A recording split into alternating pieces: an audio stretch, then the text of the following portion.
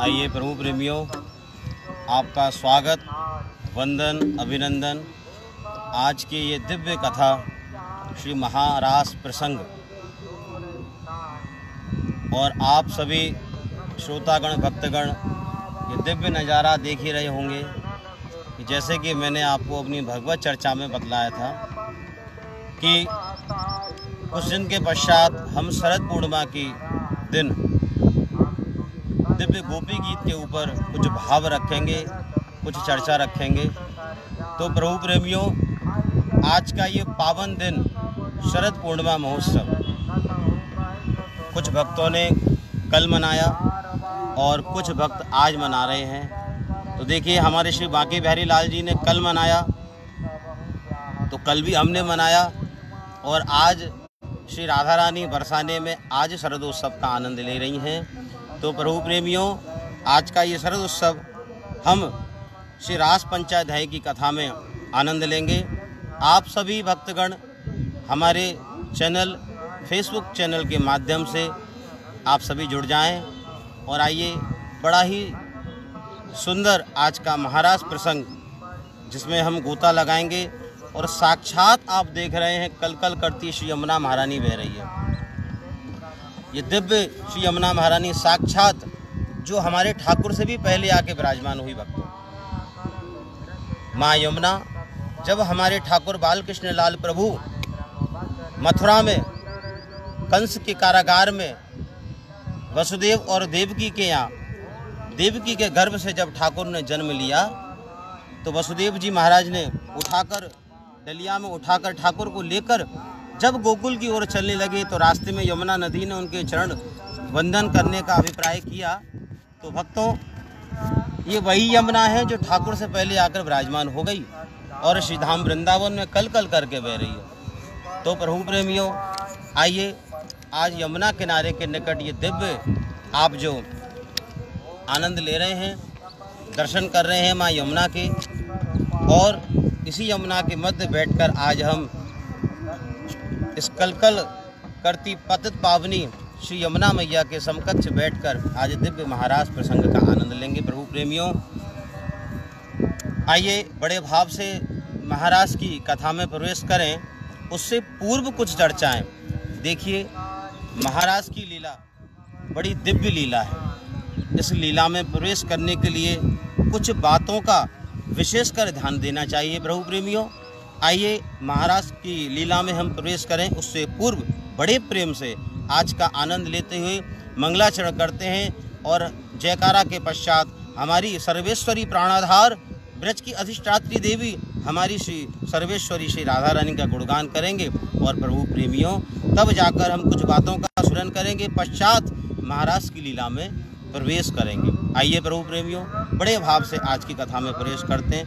बोल वृंदावन बिहारी लाल की जय, श्री सर्वेश्वर भगवान की जय, श्री निम्बार्क भगवान की जय, जगत गुरु श्री श्री जी महाराज की जय, श्याम सुंदर श्री यमुने रस रानी की जय, बाल कृष्ण लाल की जय, श्री बांके बिहारी लाल की जय, श्री राधा रमण लाल की जय, श्री राधा वल्लभ लाल की जय, उमापति महादेव की जय, सदगुरुदेव भगवान की जय, श्री स्वामी जी महाराज की जय, श्री हनुमान जी महाराज की जय, श्री स्वामी श्री हरदास जी महाराज की जय, सब संतन की जय, सब भगतन की जय, वृंदावन धाम की जय, गौ माता की जय, भारत माता की जय, भारत के संतों की जय, अपने अपने पूज्य सदगुरुदेव भगवान की जय, अपने अपने माता पिता की जय। प्रेम से बोलो जय जय श्री राधे, जय जय श्री राधे, जय जय श्री राधे। आइए प्रभु प्रेमियों, बड़े भाव से मंगलाचरण करें, तत्पश्चात महाराज की लीला में हम प्रवेश करेंगे। श्री राधे।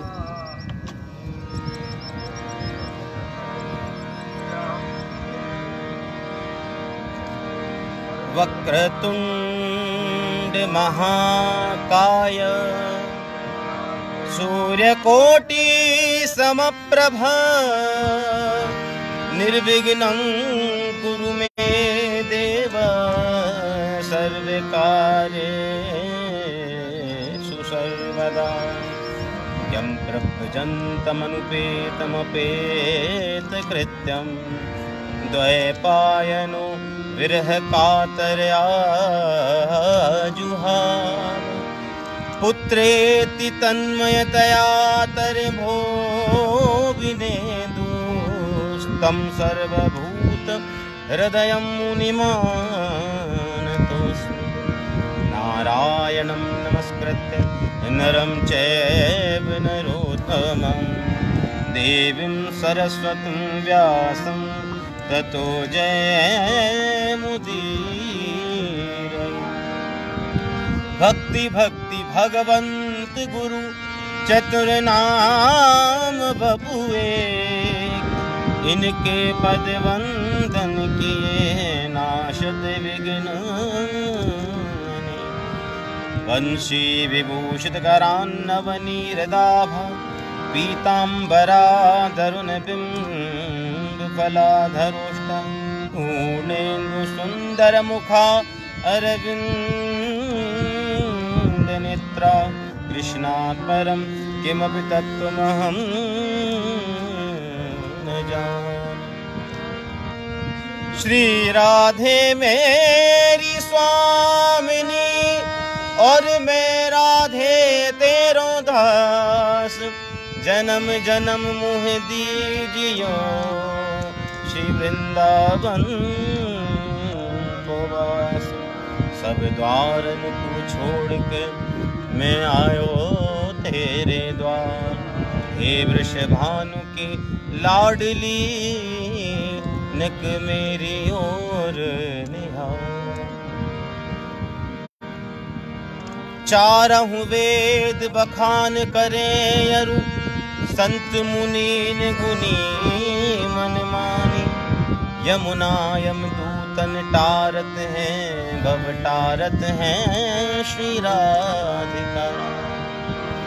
जय जय श्री राधा रमण जय जय नवल किशोर जय गोपी चित चोर प्रभु जय जय माखन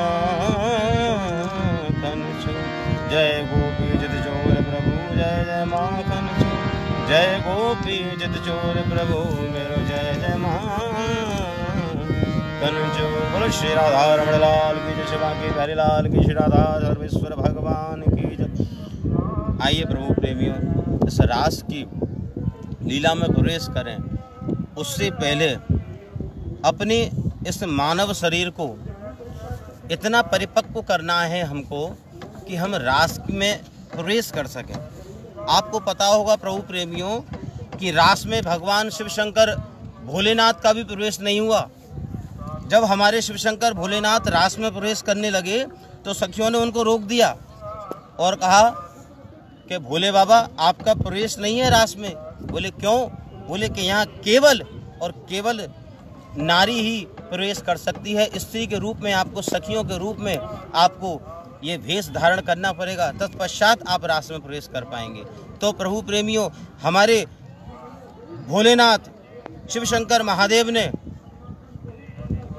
अपना शिव शंकर का जो रूप था उसको त्याग कर और सखियों का भेष बनाया और महाराज सुंदर रास में प्रवेश किया। उससे पूर्व हमारे भोलेनाथ मानसरोवर में जाकर स्नान किया, तब उनका वो रूप गायब हो गया और बड़ा ही सुंदर सगे भाव लेकर हमारे महादेव रास में प्रवेश करे। और तो और प्रभु प्रेमियों मैं आपको बतलाऊं कि रास एक तो हमारे शिव शंकर महादेव ने दर्शन किए साक्षात, और दूसरे हमारे दाऊ बाबा दाऊ दयाल ने भी दर्शन किए।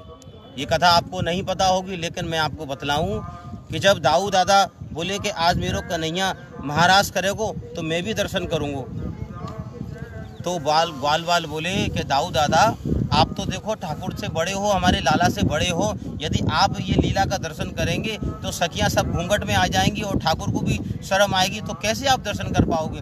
इसमें किसी पुरुष का प्रवेश नहीं है। तो दाऊ दादा ने सिंह का रूप लिया और महाराज सिंह के रूप में ऊपर एक पर्वत पर बैठ गए और वहाँ से रास का दर्शन किया। आप जब गोवर्धन जाएंगे तो आप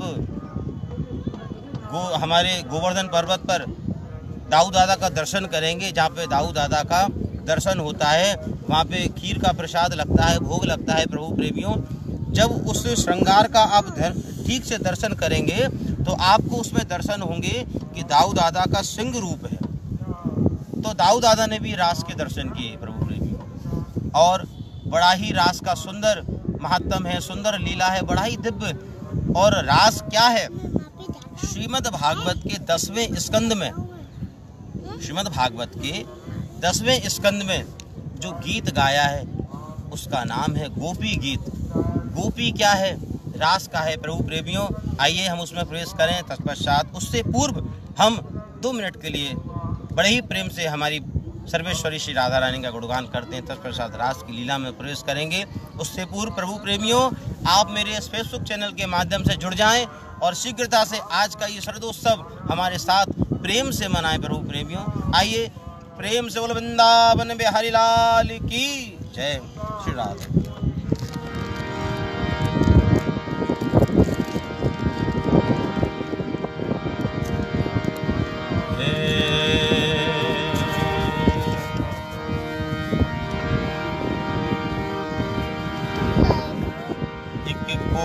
कृपा की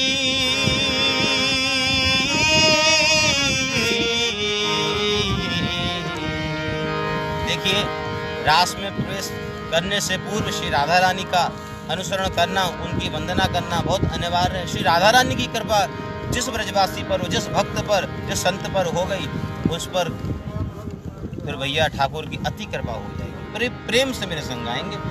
एक कोर कृपा की कर दो लाडली श्री राधे, एक कोर कृपा की कर दो लाडली श्री राधे, लाडली श्री राधे, लाडली श्री राधे, किशोरी मेरी प्रिय राधे, किशोरी मेरी प्रिय राधे, दासी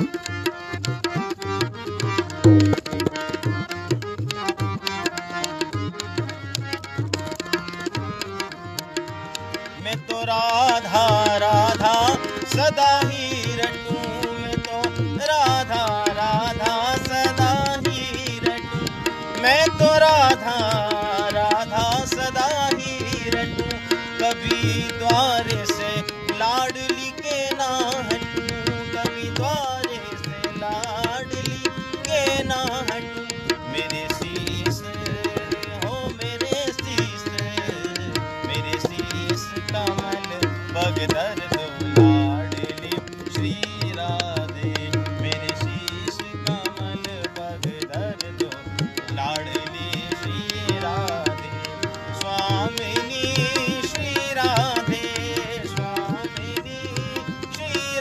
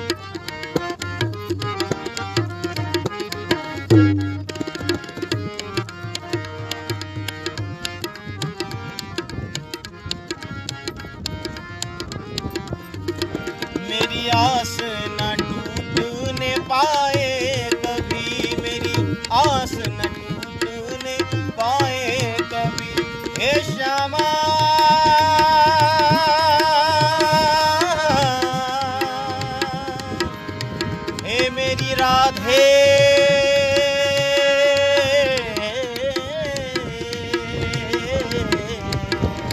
मेरी आस न टूटने पाए कभी, मेरी आस न टूटने पाए कभी, इस तन से प्राण न जाए कभी, इस तन से प्राण न जाए कभी। मेरे शीश कमल पग दर दो श्री राधे, एक और कृपा की कर दो लाडली श्री राधे, लाडली श्री राधे, लाडली ओ श्यामा जू प्रिय राधे, श्यामा जू प्रिय राधे, एक और कृपा की कर दो लाडली श्री राधे, एक और कृपा की कर दो लाडली श्री राधे, लाडली श्री राधे, लाडली श्री राधे, श्यामा जू मेरी प्रिय राधे, श्यामा जू मेरी प्रिय राधे, एक और कृपा की कर दो लाडली श्री राधे, एक और कृपा की कर दो लाडली श्री राधे। दासी की विनती सुन लो स्वामिनी श्री राधे, एक और कृपा की कर दो लाडली श्री राधे, एक और कृपा की कर दो लाडली श्री राधे।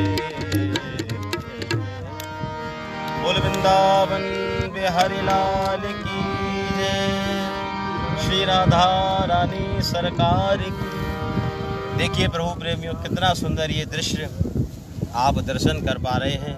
ये साक्षात कलकल करती जमुना माँ, जिसका आप सुंदर दर्शन कर रहे हैं, लाइव आप दर्शन कर पा रहे हैं माँ यमुना का।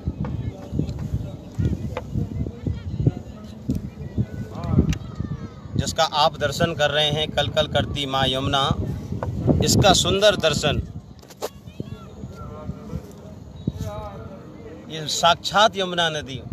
इसलिए आज का जो हमने ये स्थल रखा कि माँ यमुना के मध्य में बैठकर आज की ये पावन महाराज की कथा का आनंद लेंगे प्रभु प्रेमियों। तो आइए, बड़े ही भाव से हमने श्री राधा रानी का नाम सुमरन किया। अब रास में प्रवेश करने से हमें कोई नहीं रोक सकता प्रभु प्रेमियों। इस तन को ऐसा मांझ लीजिए, ऐसा सरल बना लीजिए कि श्री जी हमको रास में बड़े ही सहज स्वभाव से प्रवेश करा दें प्रभु प्रेमियों। ये रास की लीला बड़ी ही भाव की लीला है। तो प्रभु प्रेमियों, आपको आइए हम प्रवेश कराते हैं इस श्री महाराज की लीला में। श्री रास पंचाध्यायी श्रीमद् भागवत का पंच प्राण है प्रभु प्रेमियों। उसमें जिस प्रकार इस शरीर में प्राण ना हो, प्रभु प्रेमियों ध्यान से सुनना मेरी बात। रास क्या है? रास श्रीमद् भागवत में पंच प्राण का रूप माना गया है। ये प्राण है गोपियों का, और जिस तन में प्राण ना हो वो तन नश्वर है प्रभु प्रेमियों। इसी प्रकार श्रीमद् भागवत में यदि गोपी गीत का उल्लेख ना हो तो श्रीमद् भागवत में सार ही नहीं है, ये हमारा मानना है। तो जिस प्रकार इस शरीर में प्राण ना हो तो शरीर नश्वर मान लिया जाता है, इसी प्रकार श्रीमद् भागवत में यह रास की बड़ी सुंदर कथा है।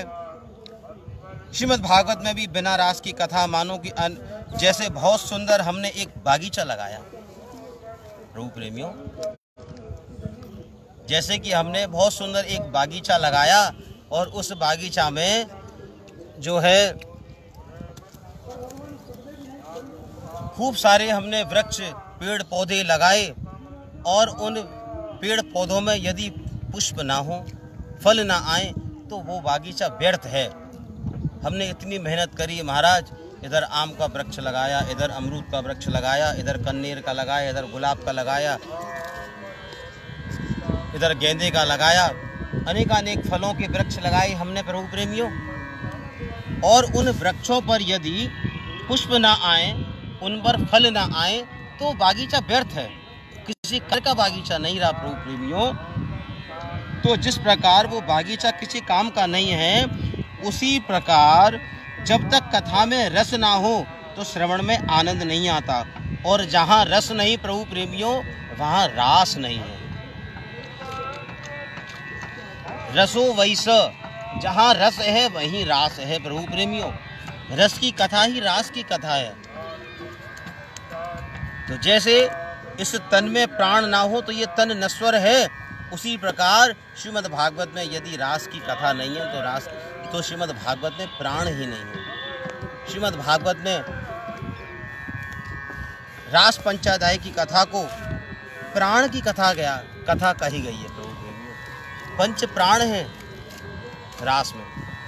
और प्रभु प्रेमियों, रास में प्रवेश करने से पहले हमको एक बात का ध्यान रखना होगा। हमारे संगीत सम्राट स्वामी श्री हरदास जी महाराज ने बड़ा ही सुंदर भाव लिखा और कहा कि प्रथम सुमरे भागवत भक्त मुख भगवत बानी। प्रथम सुमरिए भागवत भक्त मुख भगवत बानी, और द्वितीय आराधे भक्ति व्यास नव भांति बखानी। तृतीय करे गुरु समुझी दक्ष सर्वज्ञ रसीलो, और चौथे होए विरक्त बसे बन राज रसीलो। पांचे भूले देह सुध, पांचे भूले देह सुध, तब छठे भावना रास की, साते पावे रीत रस श्री स्वामी हरदास। तो भैया ये रास की जो रीत है इसकी बड़ी अनूठी कहानी है। रास का प्रसंग यदि सुनना है तो शुरुआत करें, प्रारंभ करें स्वामी श्री हरदास जी महाराज से। स्वामी श्री हरदास जी ने लिखा, स्वामी हरदास जी कौन? जिन्होंने हमारे श्री बांके बिहारी जी को प्राकट्य किया। साक्षात तानसेन और बैजू बाबरा के गुरुदेव स्वामी श्री हरदास जी महाराज, संगीत शिरोमणि महाराज, जब वो संगीत की तानों को छेड़ते तो महाराज मानो कि विलक्षण संगीत, ऐसा संगीत ना सुना कभी सुना होगा आप। स्वामी श्री हरदास जी महाराज संगीत शिरोमणि, जिन्होंने अपनी भक्ति से, अपने तप से हमारे श्री बांके बिहारी लाल को प्राकट्य किया प्रभु। तो जिस प्रकार स्वामी श्री हरदास जी महाराज ने ये सुंदर भाव बताया कि प्रथम सुमरे भागवत भक्त भगवत वाणी, द्वितीय आराधे भक्ति व्यास नव भात बखानी, तृतीय करे गुरु समुझि दक्ष सर्वज्ञ रसीलो, चौथे होए विरक्त बसे बनराज बसीलो, पांचे भूले देह सुध, तब छठे भावना रास की, साते पावे रीत रस श्री स्वामी हरिदास। तो प्रभु प्रेमियों, रास का दिव्य प्रसंग प्रारंभ करने से पूर्व स्वामी हरदास जी ने ये भाव लिखे, और श्रीमद् भागवत में जो ये भाव लिखा स्वामी जी ने, उसका थोड़ा सा मैं अर्थ आपको बतलाऊं कि प्रथम सुमिरे भागवत, सबसे पहले आप श्रीमद् भागवत का श्रवण करें। और किसके मुख से श्रवण करें, इस बात का बहुत ध्यान रखना चाहिए। श्रीमद् भागवत का वक्ता कैसे हो? देखिए, सर्वप्रथम वक्ता कौन होना चाहिए? सर्वप्रथम वक्ता एक विशुद्ध ब्राह्मण होना चाहिए। श्रीमद् भागवत केवल ब्राह्मण के मुख से गाई गई है, अन्यत्र किसी के मुख से नहीं। तो प्रथम सुमिरे भागवत भक्त मुख भगवत वाणी, जो ब्राह्मण हो, जो प्रभु का भक्त हो, उसके मुख से भागवत सुननी चाहिए। द्वितीय आराधे भक्ति व्यास नव भांति बखानी, फिर वो आपको इधर उधर की कथाएं नहीं सुनाए, आपको ठाकुर जी की चर्चाएं सुनाए, भक्ति की कथाएं सुनाए,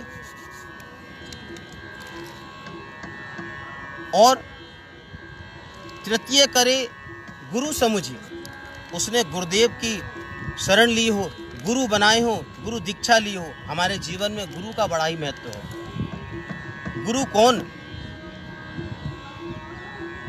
जो अंधकार से प्रकाश की ओर ले जाए, वही गुरु है। हमारे ब्रज में कहते हैं कि पानी पियो छान के और गुरु बनाओ जान के। तो महाराज गुरु भी ऐसे ही नहीं। आजकल लोग क्या देखते हैं, बहुत सुंदर आश्रम है साहब, बहुत बड़ा आश्रम है, इनको इन्हीं संत को गुरु बनाना चाहिए। नहीं, आपकी श्रद्धा, आपका भाव जिस संत में है, आप उसको गुरु बनाएं, ना कि उनके आश्रम को देखकर गुरु बनाएं। प्रभु प्रेमी, तो आपको गुरुदेव बनाना आवश्यक है। ये रास की मैं आपको कुछ मुख्य प्रेरक प्रसंग बता रहा हूँ। प्रभु प्रेमियों, ध्यान से श्रवण करिएगा। तो भक्ति की बात करी, तो भक्ति में महाराज नवदा भक्ति का वर्णन किया गया है। भक्ति कैसी है? नवदा भक्ति, 9 प्रकार की भक्ति बताई हमारे संतों ने। श्री व्यास जी ने नवदा भक्ति का वर्णन किया। उसमें श्रवणम कीर्तनम विष्णु स्मरणम पाद सेवनम अर्चनम वंदनम दास्यम सख्य आत्मनिवेदनम। पहली भक्ति कौन सी भक्ति है? पहली भक्ति है श्रवण भक्ति। सबसे पहले आप किसी चीज को श्रवण करना सीखें। देखिए, श्रोता तो बहुत बन जाते हैं, वक्ता तो बहुत बन जाते हैं, क्षमा कीजिएगा, वक्ता तो बहुत बन जाते हैं, लेकिन श्रोता, आप वक्तव्य कहीं कर रहे हैं, यदि आपको सुनने वाला ही कोई नहीं है तो आपका वक्तव्य व्यर्थ है। गाने वाला है, तबले वाला नहीं है, बजाने वाला, तो महाराज गाना व्यर्थ है। तबले वाला है, गाने वाला नहीं है, तो तबला बजाना व्यर्थ है। गाने वाला तबला वाला है और नाचने वाला नहीं है, तो थोड़ा आनंद कम आएगा। तो प्रभु प्रेमियों, नवदा भक्ति बताई। श्रवणम कीर्तनम विष्णु स्मरणम पाद सेवनम अर्चनम वंदनम दास्यम सख्य आत्मनिवेदनम। तो पहली भक्ति श्रवण भक्ति। श्रवण भक्ति के मुख्य आचार्य बताए श्री परीक्षित जी महाराज। दूसरी भक्ति श्रवणम कीर्तनम, दूसरी भक्ति कीर्तन। तीसरी भक्ति स्मरणम पाद सेवनम। तो इनके नवदा भक्ति के 9 आचार्य बताए कि इनके कौन कौन मुख्यतः आचार्य हैं, उनके मैं नाम आपको बतलाऊं। प्रभु प्रेमियों, श्रवण भक्ति के आचार्य बताए श्री परीक्षित जी महाराज। कीर्तन के आचार्य बताए श्री सुखदेव जी महाराज। और प्रभु प्रेमियों, स्मरण के आचार्य बताए श्री प्रहलाद जी महाराज। और पाद सेवन श्री लक्ष्मी जी। लक्ष्मी जी से ज़्यादा सेवा कोई करता ही नहीं। हमारे नारायण लेटे रहते हैं शेष की शैया पे, और हर वक्त हमारी लक्ष्मी मैया ठाकुर के बड़े ही कोमल चरणों को अपने कोमल हाथों से उनकी चरण की सेवा करती रहती है। इसलिए पाद सेवन की आचार बताई श्री लक्ष्मी मैया जी। और प्रभु प्रेमियों, अर्चन के आचार बताए श्री पथुराज जी महाराज। वंदन के आचार बताए अक्रूर। जब अक्रूर मथुरा से कंस ने अक्रूर को भेजा, जाओ कृष्ण और बलराम को मथुरा लेकर आओ। बड़े बड़े राक्षस भेजे, कोई उनका कुछ नहीं बिगाड़ पाया, कोई उनको गोकुल से वृंदावन से मथुरा नहीं ले जा पाया। लेकिन महाराज अक्रूर को भेजा, अक्रूर आए और उन्होंने ऐसा वंदन आत्मनिवेदन इतना वंदन किया कि ठाकुर उन पर रीझ गए और बोले, अक्रूर हम तुम्हारे संग मथुरा चले। तो प्रभु प्रेमियों, वंदन के आचार्य अक्रूर जी महाराज को बताया। दास्य भाव हमारे प्रभु श्री राम के अनन्य भक्त, अनन्य शिरोमणि श्री हनुमान जी महाराज। दास्य भाव हनुमान जी से ज्यादा किसी के अंदर नहीं देखा। हमारे श्री हनुमान जी महाराज नित्य सेवा में लीन रहते हैं। हनुमान जी प्रभु श्री राम की सेवा में, तो दास्य भाव के आचार्य श्री हनुमान जी महाराज को बतलाया। और प्रभु प्रेमियों, अब आता है सख्य आत्मनिवेदनम। सख्य भाव किसको बतलाया? सख्य भाव बतलाया महाराज अर्जुन को। सख्य भाव मतलब सखा भाव। सखा कौन? हमारे ठाकुर भगवान प्रभु कृष्ण के परम मित्र अर्जुन, जिनमें सख्य भाव की आचार हमारे अर्जुन जी को बताया। और आत्मनिवेदन के आचार्य राजा बलि को बतलाया गया प्रभु प्रेम। इन्हें ही हम नवदा भक्ति कहते हैं।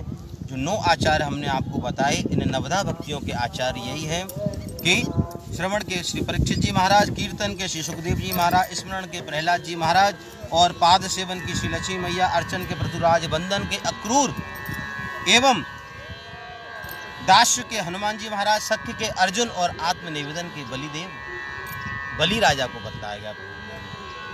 नवदा भक्ति 9 प्रकार की भक्ति, इन भक्तियों को आप श्रवण कर लें तब जाकर आप गोपी गीत के अंदर प्रवेश कर पाएंगे, रास के अंदर प्रवेश कर पाएंगे प्रभु प्रेमियों।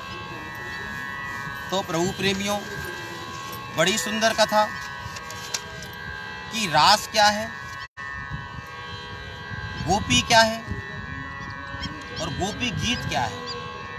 रास के यही 3 प्रेरक प्रसंग हैं कि रास क्या है और गोपी क्या है। तो गोपी कौन है प्रभु प्रेमियों? सबसे पहले हम आपको बतलाएं कि गोपी कौन है।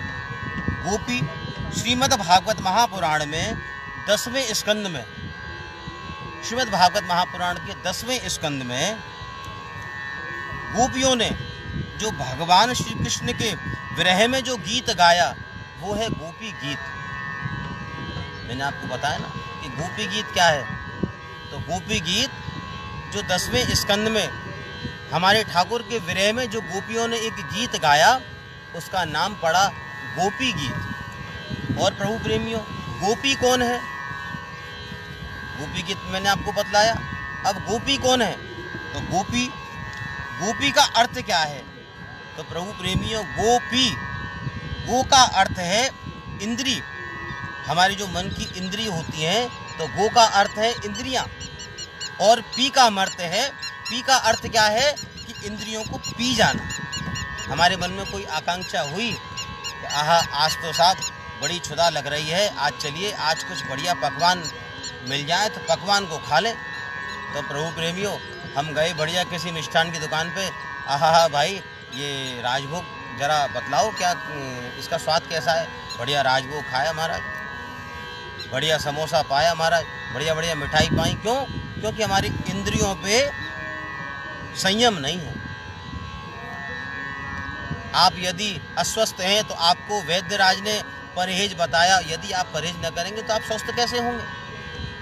तो यदि जो परहेज पर नियंत्रण कर ले, जो अपनी इंद्रियों पर नियंत्रण कर ले, वही गोपी है। गो का अर्थ इंद्रियां और पी का अर्थ उन इंद्रियों को पी जाना, उसी का अर्थ है गोपी। पी का अर्थात पीना। गो भी इंद्रिय है, कृष्ण रसम पिबती इति गोपी। प्रभु प्रेमियों, गोपी कौन? गो भी ही इंद्रिय ही, कृष्ण रसम पिबती इति गोपी। वही गोपी है जो अपने इंद्रियों के रस को पी जाए, जो अपनी इंद्रियों पे संयम रखे, इंद्रियों पे देखना न इंद्रियों के घोड़े भगे, इनमें हरदम ये संयम के घोड़े पड़े। प्रभु प्रेमियों, बड़ा सुंदर एक भाव है। तो गोपियों ने अपने मन पर, अपने संयम पर, इंद्रियों पर नियंत्रण कर रखा है, वही गोपी है। और प्रभु प्रेमियों, जो प्रत्येक इंद्रिय से कृष्ण रस का पान करे, जो प्रत्येक इंद्रिय से कृष्ण रस का पान करे, वह गोपी है। और प्रभु प्रेमियों, चलते फिरते, उठते बैठते, खाते पीते जो केवल कृष्ण का ध्यान रखे, वही गोपी है। ये गोपियां कौन हैं? अब बात आई गोपियां कौन हैं। तो प्रभु प्रेमियों, गोपियां जो गोकुल में, जो वृंदावन में इतनी गोपियां हैं, वो इतनी गोपियां, इन्होंने ऐसा कौन सा तप किया कि जो ठाकुर की इनको शरण प्राप्त हुई। प्रभु प्रेमियों, तो ये गोपियां कौन हैं? तो बड़ी एक सुंदर कथा आती है प्रभु प्रेमियों कि भगवान राम, हमारे भगवान राम जब 14 वर्ष के लिए बन गए, तो मेरे प्रभु श्री राम दंडक वन से निकलने लगे। तो दंडक वन में वास करने वाले ऋषि मुनियों ने देखा कि आहा, कितने सुंदर ये प्रभु श्री राम हैं, इनकी दर्शन मात्र से हमारे मन में एक उत्कंठा जागी, क्यों ना हम भी सखियां भाव में होते और सख्य भाव में होते तो आज इनकी सेवा कर पाते प्रभु। अब जब उन्होंने इस भाव को सुना तो मन ही मन प्रभु श्री राम ने उनके भाव को स्मरण कर लिया और मन ही मन कहा कि त्रेता युग में तो नहीं, हम द्वापर युग में आपको ये भाव का जरूर आस्वादन कराएंगे। तो प्रभु प्रेमियों, वही दंडक वन में वास करने वाले जितने भी संत हैं उनके मन में ये भावना जगी कि हम भी स्त्री होते तो प्रभु श्री राम के संग सेवा करते और हमको कितना आनंद आता प्रभु। तो वह सभी दंडक वनवासी संत आज ब्रज में गोपी के रूप में आ गए। और प्रभु प्रेमियों, प्रभु नारायण जब वामन का रूप लेकर राजा बलि के द्वार पर भिक्षा मांगने गए, ध्यान से सुनना प्रभु प्रेमियों, ये हम रास में प्रवेश कर रहे हैं धीरे धीरे। जब वामन भगवान राजा बलि के द्वार पर भिक्षा मांगने के लिए गए तो वहाँ पर उन्होंने जो बलि के दरबार में दैत्य कन्याएं थीं उनका सुंदर रूप देखकर, वामन भगवान का सौंदर्य देखकर उनके मन में ये भावना जगी, ये संकल्प लिया कि हमें भी इनकी सेवा करने का अवसर प्राप्त होता तो कितना आनंद आता। लेकिन हम दैत्य कन्याएं हैं, बलि के दरबार में सेवा करती हैं, प्रभु की शरण हमको कैसे प्राप्त होगी। तो उनके मन का संकल्प वामन भगवान ने श्रवण किया तो वामन भगवान ने उनको आशीर्वचन मन ही मन दिया कि चिंता मत करो, द्वापर युग में आपको सख्य भाव से हम अपनी लीला में आनंद दिलाएंगे। तो प्रभु प्रेमियों, वो दैत्य कन्याएं द्वापर युग में ब्रजमंडल में आकर गोपियां बन गई। और प्रभु प्रेमियों, इतना ही नहीं, समुद्र मंथन के समय प्रभु प्रेमियों, जब मंदराचल पर्वत धंसने लगा तो भगवान नारायण ने कच्छप का रूप धारण किया और मंदराचल पर्वत के नीचे आकर विराजमान हो गए। जब मंदराचल पर्वत के नीचे समुद्र मंथन में भगवान नारायण ने कच्छप का रूप लिया तो जितनी भी सर्प कन्याएं थीं, नाग कन्याएं थीं, उनका ऐसा सुंदर दृश्य देखकर उनका भी मन मोह लिया और उन्होंने भी मन में संकल्प लिया कि काश हम भी इनकी सेवा कर पाते।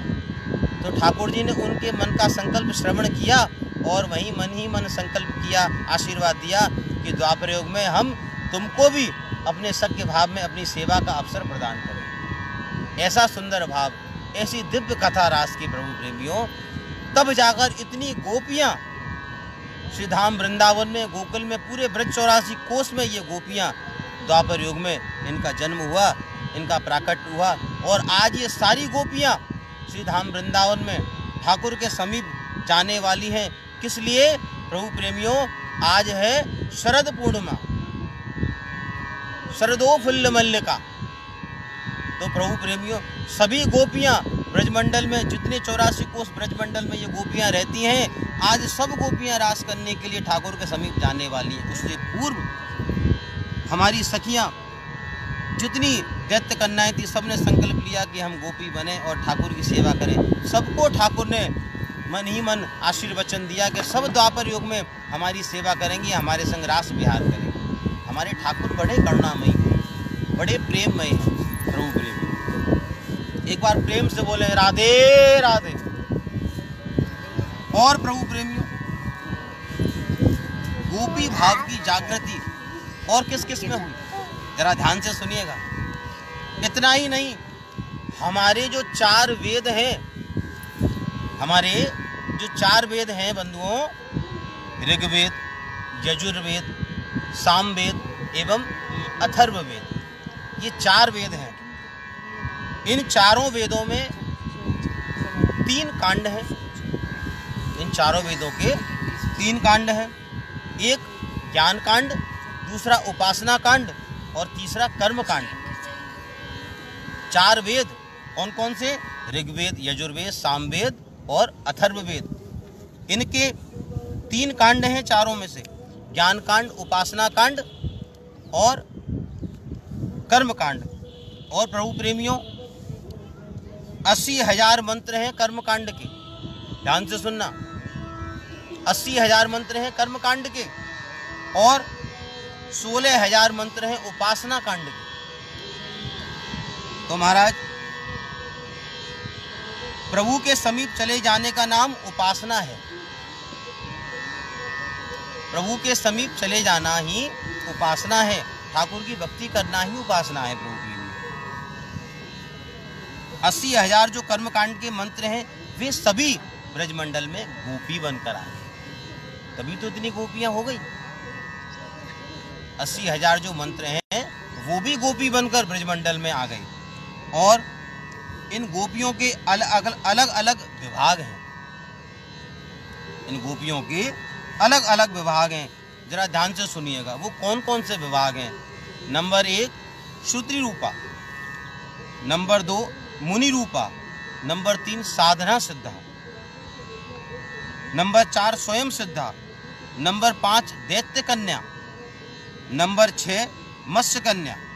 ये सब गोपियों के रूप हैं। कौन कौन से? श्रुति रूपा, मुनि रूपा, साधना सिद्धा, स्वयं सिद्धा, दैत्य कन्या, मत्स्य कन्या, ये गोपियों के रूप हैं।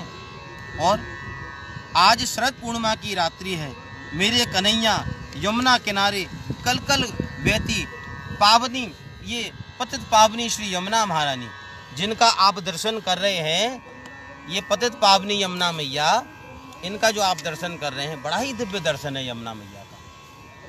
इस यमुना किनारे आज रात्रि में, शरद पूर्णिमा के दिन रात्रि में, हमारे ठाकुर श्री बालकृष्ण लाल खड़े होकर, अपने वृक्ष के सहारे खड़े होकर, बड़े ही मधुर मधुर भाव से उन्होंने अपने जो उनके बगल में जो बंसी दबी रहती है, आज उस बंसी को निकाला और निनाद करने लगे।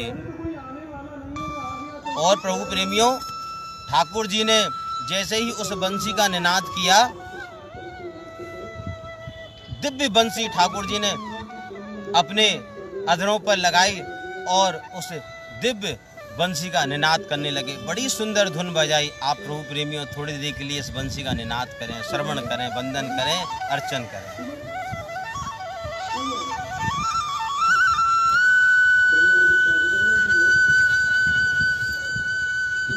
हा हा हा।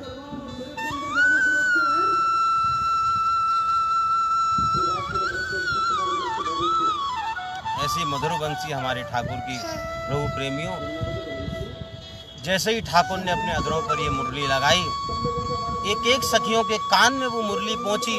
और वो सखियां क्या सोच रही हैं कि आज ठाकुर मुरली में हमारा नाम स्मरण कर रहे हैं, हमारा नाम ले रहे हैं। ऐसी सुंदर बंसी, ऐसी दिव्य बंसी ठाकुर श्रवण कर रहे हैं, ठाकुर श्रवण करा रहे हैं और गोपियां सुन रही हैं।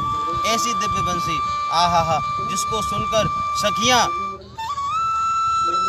जिस जिस काम में लग रही थी उस काम को त्याग दिया। और महाराज, उस बंसी की धुन को सुनकर हर एक गोपी दौड़ पड़ी किस ओर? जहाँ ठाकुर हमारे बंसी निनाद कर रहे हैं। प्रभु प्रेमियों, ऐसी सुंदर बंसी सुनकर ठाकुर का जो मन है बड़ा आह्लादित हुआ, सखियों का जो मन है बड़ा आह्लादित हुआ, सभी भक्तों का, एक एक गोपी का, एक एक देवी देवता ने ये बंसी सुनी तो सब दौड़ पड़े कि आहा हा, आज ठाकुर ने कितनी मधुर बंसी बजाई है। आहा।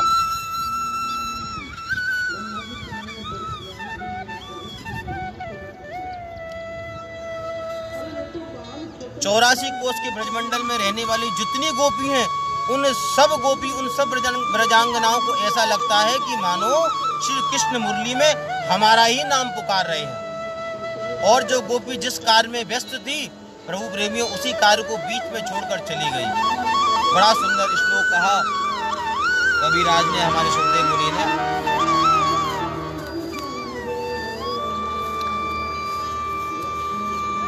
निशम्य गीतम नदनंगवर्धनम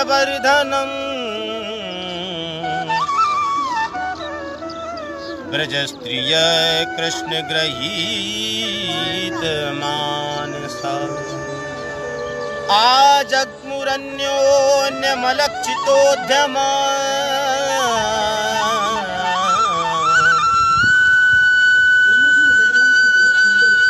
स यत्र कांतो जवलोलकुंडला।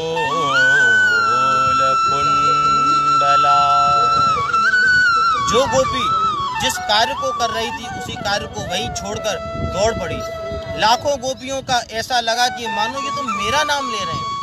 हर गोपी को ऐसा लग रहा है कि ये मेरा नाम ले रहे हैं, ये मेरा नाम ले रहे हैं। अरे तेरा नहीं मेरा नाम ले रहे हैं। वो कह रही तेरा नहीं मेरा नाम ले रहे हैं।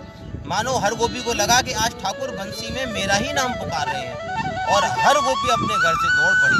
महाराज, एक गोपी गाय का दुग्ध धो रही थी और महाराज गाय का दुग्ध धोते धोते दौड़ पड़ी।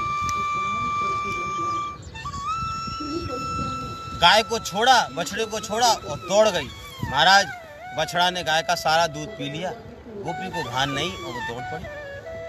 एक सखी महाराज श्रृंगार कर रही थी, अपने आंखों में कजरा लगा रही थी। महाराज, आंखों की लगाने वाली चीज होठों पर लगा ली, होठों की लगाने वाली चीज आंखों पर लगा ली और उसको भान नहीं, और महाराज दौड़ पड़ी गोपी। इतनी सुंदर बंसी सुनी तो गोपी को भान ही नहीं है। एक स्त्री वस्त्र धारण कर रही थी। महाराज, ऊपर पहनने वाला वस्त्र नीचे धारण कर लिया, नीचे पहनने वाला वस्त्र ऊपर धारण कर लिया और दौड़ पड़ी। एक गोपी अपने पतिदेव को भोजन करा रही थी। महाराज, भोजन कराते कराते पति बोला कि हाँ 2 रोटी और मेरे थाली में रख दूं। गोपी ने जैसे ही बंसी का निनाद सुना, उसने 2 नहीं महाराज 4 नहीं लेके पूरा डिब्बा फेंका। बोले तुम तो खाते रहना, मैं तो चली। और महाराज गोपी दौड़ पड़ी कहाँ कि जहाँ हमारे ठाकुर बंसी बट पर बंसी का निनाद कर रहे। ऐसी बंसी सुनी गोपियों का महाराज, कोई सुध नहीं रही गोपियों को।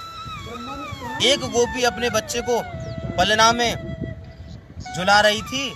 महाराज, बच्चे को पलना में झुलाया कि तख्त पे पटका के नीचे पटका, बच्चे को फेंका और दौड़ पड़ी। एक गोपी अपने सास के चरण दबा रही थी। महाराज,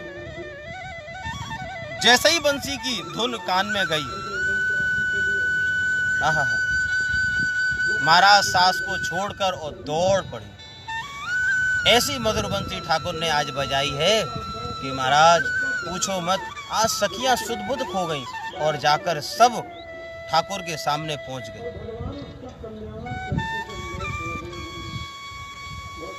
कृष्णं विदु परम कांतं न तु ब्रह्मतया मुनई गुण प्रवाहों पर मस्तांसा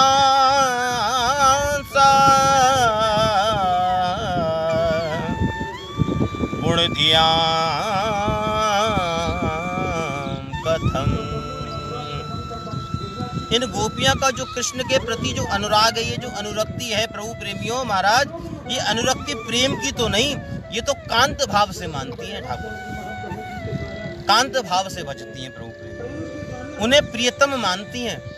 उन्हें ऐसा लगता है कि मानो कृष्ण के चरणों में प्रेम करना क्या अच्छी बात है। आदरणीय सुखदेव जी कहते हैं प्रभु प्रेमियों कि मैंने पहले ही तुम्हें बताया था कि किसी भाव से कृष्ण के चरणों में प्रेम करो, तन्मयता आनी चाहिए। मैंने आपको भगवत चर्चा में बताया कि मानव जीवन का धर्म क्या है प्रभु प्रेमियों। मानव जीवन का सबसे बड़ा धर्म है कि श्री कृष्ण के चरणों में प्रीति हो जाना।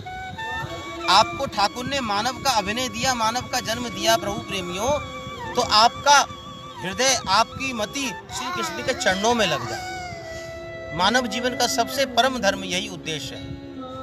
तो प्रभु प्रेमियों, जब तन्मयता ठाकुर के चरणों में लग जाएगी, हमारा तन हमारा मन ठाकुर के चरणों में लग जाएगा, हमारा सर्वस्व ठाकुर के चरणों में लग जाएगा, तब जाकर ठाकुर हम पर कृपा करेंगे प्रभु प्रेमियों। ऐसे हैं हमारे ठाकुर। हमारे ठाकुर भक्त वत्सल हैं, बड़े प्रेमी हैं। अब जब सब गोपियां ठाकुर के समकक्ष पहुंच गईं और सारी गोपियां पहुंच गईं, तब ठाकुर बोले कि स्वागतम वो महाभागम प्रियम किम कर्माणि व ब्रजस्यानामयम कच्चित ब्रूतागमन कारणम। ठाकुर जी बोले स्वागतम स्वागतम सुस्वागतम, आपका स्वागत करता हूं देवियों। वास्तव में हे महाभागाओं, आपके आगमन से आज मुझे बड़ी प्रसन्नता प्राप्त हुई। गोपियों के मन में बड़ी प्रसन्नता हुई सुनकर, आहा ठाकुर हमारा स्वागत कर रहे हैं, मुरली में हमारा नाम बुलाया और हमारा नाम सुनते ही सुनते दौड़ी चली आई, तो आने पर कृष्ण हमारा स्वागत करते हैं। उन्होंने सुना कि ठाकुर ने हमारा नाम मुरली में बजाया था ना, तो हम इनका नाम सुन सुन के दौड़ी, तो आज ठाकुर ने जब हमको बुलाया तो महाराज ठाकुर हमारा स्वागत कर रहे हैं। स्वागतम वो महाभागा। लेकिन स्वागत करते करते मेरे गोविंद ने मुस्कुराकर कहा, आप आई तो हैं, स्वागत की बात है, लेकिन क्यों आई हो ये तो जरा बतलाओ। महाराज जैसे ये सुना कि क्यों आई हो, ये सुनकर गोपियों के मन में एक आशंका व्याप्त हो गई। बोले क्यों आई हो? बोले लालजू आपने ही तो इतनी मधुर बांसुरी बजा के बांसुरी में हमारा नाम निनाद करके हमको बुलाया है। बोले कि मैंने आपका नाम कब निनाद किया? बोले आपने बंसी बजाई ना? बोले हाँ मैंने बंसी बजाई। तो आपने बंसी बजाई तो हमें बंसी में लगा कि आज हमारा नाम ले रहे हैं, हे इंदुलेखा, हे चित्रलेखा, हे ललते, हे विशाखा, हे तुंग विद्या, आओ आप मेरे संग रास विहार करो, हमें ऐसा लगा। बोले नहीं सखियों, मैंने तो आपका नाम नहीं लिया। ये सुनकर मानो कि सखियों के पैरों तले जमीन खिसक गई वाली बात हो गई। आज सखियां बड़ी विलाप करने लगी। बोले कि प्रभु आपने ही तो हमको बुलाया। ठाकुर बोले कि क्या बंसी बजाना कोई अपराध है? बोले नहीं, बंसी बजाना अपराध नहीं। तो बोले बंसी में हमारा नाम लेकर हमें बुलाया और हम अब आ गई, तो आप कह रहे हो कि क्यों आई हो, ये अपराध। तो प्रभु प्रेमियों, कन्हैया बोले रजन्येसा घोर रूपा घोर सत्वा निषेविता प्रतियात ब्रजम नेह स्तेयम स्त्रियम स्त्रीभी सुमध्यमा। गोपियों ये रात्रि कितनी घोर रूपा है। इस घोर रूप रात्रि में अपने पतियों को छोड़ करके निर्जन वन में मेरे पास आई, क्या ये अच्छी बात है? जाओ अपने पतियों की सेवा करो, यही नारी के लिए परम धर्म है, यही परम कर्तव्य है। एक स्त्री का परम धर्म क्या है? एक स्त्री का परम धर्म है कि वो अपने पति देव की सेवा करे, चाहे पति जैसा भी हो कैसा भी हो, अपने पति की सेवा करना ही परम धर्म है। प्रभु प्रेमियों, सखियों ने कहा कि ठाकुर जी, हे लालजू, आपकी बात सत्य है, हम मान रहे हैं कि हमारा एक ही धर्म है कि हम हमारे पति की सेवा करें, लेकिन अब जब हम आपके पास आ गए तो अब हम उन पतियों के पास नहीं जाएंगे। वो तो इस शरीर के पति हैं, आप तो आत्मा के पति हो। तो ठाकुर जी बोले कि देखो सखियों, मैं तुम्हें एक कथा बताता हूँ।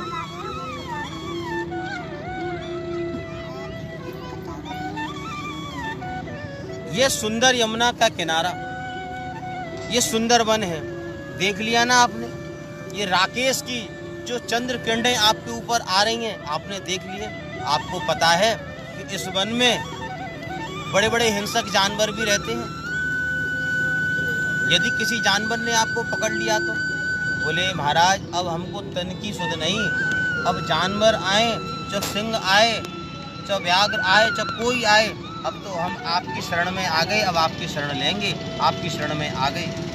तो सखियाँ महाराज ठाकुर कहते हैं कि पहले तो परमात्मा जीव को अपने पास बुलाता है, और जब जीव पास में आ जाता है तो भगवान ठोक पीट कर उनकी परीक्षा लेते हैं। तो ठाकुर ने पहले तो बंसी बजाई और सब सखियों को बुला लिया। जब सखियां आ गई तो ठोक पीट कर उनकी परीक्षा ले रहे हैं कि क्या सखियां वास्तविकता में सबको छोड़कर मेरे पास आई हैं, अब इनके मन में कहीं अभी भी घर परिवार की इच्छा तो नहीं। तो महाराज ठोक पीट कर उनकी परीक्षा ले रहे हैं, कहीं संसार की वासनाओं में अभी ये विलुप्त तो नहीं है। गोपियों की जब परीक्षा ले रहे हैं तो उन्हें कहते हैं कि ये प्रतिव्रता नारी के लक्षण नहीं है गोपियों, जो आज अपने पतियों को छोड़कर मेरे पास आ गई। एक पतिव्रता स्त्री घर के आंगन में बैठी चावल बीन रही थी। पति कहीं बाहर से आए थे तो पतिदेव को देखते ही खड़ी हो गई, चावल अलग रख दिए। पति पत्नी दोनों बैठ गए और बैठकर बातें करने लगे। पति को नींद आ गई। नींद आते आते महाराज पति इतनी गहरी निद्रा में सो गया कि अब पत्नी देख रही है कि मेरे पति को तो नींद आ गई। इधर महाराज उस पत्नी, उस माँ का एक छोटा सा बालक जो खेल रहा था और खेलते खेलते महाराज यज्ञ कुंड के पास जाकर बैठने लगा। धीरे धीरे सरकते सरकते यज्ञ कुंड के पास जाकर लगा। वो देख रही है कि मेरा बेटा घुटपन घुटपन यज्ञ कुंड के पास जा रहा है और कहीं ये यज्ञ कुंड में न गिर जाए। लेकिन अब वो पत्नी क्या करे? यदि पति को उठाए तो उसका पतिव्रत नष्ट धर्म होता है, और यदि बच्चे को न बचाए तो महाराज उसका बच्चा जल कर के राख हो जाएगा। लेकिन वो स्त्री पतिव्रता है। अब उसका पति जाग नहीं रहा है। धीरे धीरे घुटुवन घुटुवन चलते चलते चलते चलते क्या हुआ कि उस स्त्री का जो छोटा सा बालक था महाराज यज्ञ कुंड में गिर पड़ा। अब यज्ञ कुंड काफी गहरा था, उसमें गिर गया। अब वो स्त्री देख रही है, करुण क्रंदन कर रही है कि क्या मेरा बच्चा जिंदा बचा होगा, कहीं अग्नि ने उसको जला तो नहीं दिया होगा। तो जो पतिव्रता स्त्री होती है उसने अपनी प्रतिव्रत धर्म के लिए अग्नि से कहा, हे अग्नि देवी, यदि मेरा पतिव्रत धर्म सच्चा है तो आप अपने ज्वलन को कम कर लीजिए, शीतलता बन जाइए और मेरे बच्चे को ऐसे अपनी गोद में रख लीजिए कि जैसे फूलों की गोदी में खेल रहा हो, जैसे शीतलता में खेल रहा हो। महाराज जब कुछ देर बाद उसका पति उठा तो पति उठने के पश्चात तुरंत दौड़कर गई और अपने बालक को देखा तो महाराज उसका बालक किलकारियां करके कुलूल करते करते हंसता हुआ उस अग्नि कुंड में खेल रहा था। तो महाराज उस पत्नी का पतिव्रत धर्म इतना पवित्र था कि अग्नि भी उसके सामने शीतलता हो। यह है पतिव्रत स्त्री का धर्म। तो आज ठाकुर कह रहे हैं कि आपने अपने पतिव्रत धर्म को नष्ट कर दिया। तो गोपियां बोली कि ठाकुर जी आपने तो हमें कथा सुना दी, अब एक कथा हम भी आपको सुनाते हैं। वो बोले कि देखो, एक स्त्री का पति बड़ा ही पत्नी का ध्यान रखता था और वो पत्नी अपने पति का बड़ी सेवा करती थी, बड़ी पूजा करती थी। एक दिन वो पति कहीं कार्य से बाहर जाने लगा धन कमाने के लिए। तो प्रभु प्रेमियों अपनी पत्नी से बोला कि देवी अब हम कुछ दिन के लिए बाहर जा रहे हैं। तो पत्नी बोली कि हे स्वामी जी, आप तो बाहर जा रहे हैं लेकिन मैं कैसे रहूंगी, मैं किसकी सेवा करूंगी? तो प्रभु प्रेमियों वो पति बोले कि देखो मैंने एक मूर्ति बना दी है अपनी, तुम इस मूर्ति की सेवा करना, इस मूर्ति की पूजा करना जब तक हम ना आए। तो बोले ठीक है स्वामी जी। अब पतिदेव तो धन कमाने के लिए बाहर चले गए। अब वो स्त्री क्या करती, सुबह प्रातःकाल जिस प्रकार नित्य जागती थी उसी प्रकार जागती, अपने पति की सेवा करती, पति की मूर्ति को स्नान कराती, ध्यान कराती, वस्त्र धारण कराती, पूजन करती, अर्चन करती, वंदन करती, भोजन लगाती, भोजन कराती। महाराज जिस प्रकार अपने सच्चे पति की सेवा करती उसी प्रकार उस मूर्ति की सेवा करने लगी। समय व्यतीत हुआ महाराज, 10 दिन हुए, 20 दिन हुए, 1 माह हुआ, 2 माह हुए, 3 माह बाद जब उसका पति लौटा तो वो अपने उस मूर्ति वाले पति की सेवा में निमग्न थी। इधर उसका पति आ गया और कुंडी खटखटाने लगा। तो सखियां कहती हैं कि लालजू बताओ अब उस स्त्री को क्या करना चाहिए? तो लालजू बोले उस स्त्री को क्या करना चाहिए ये तो कोई भी बता देगा। तो बोले क्या करना चाहिए आप हमें बताइए। बोले कि जब उसका सच्चा पति आ गया तो उस मूर्ति के पति की क्यों पूजा कर रही है? अब वो जाए तुरंत कुंडी खोले और अपने सच्चे पति को अंदर लाए और उसकी सेवा करे। तो प्रभु प्रेमियों सखियां बोली हे मेरे लालजू, वही तो हम आपको बतलाना चाहते हैं कि अब हम अपने सच्चे पति के पास आ गए हैं तो उन मांस के पुतलों के पतियों की सेवा क्यों करें जब हमको हमारे आत्मा के पति मिल रहे हैं। वो तो इस तन के, इस नश्वर शरीर के पति हैं, आप तो हमारे आत्मा रूपी मन के पति हो।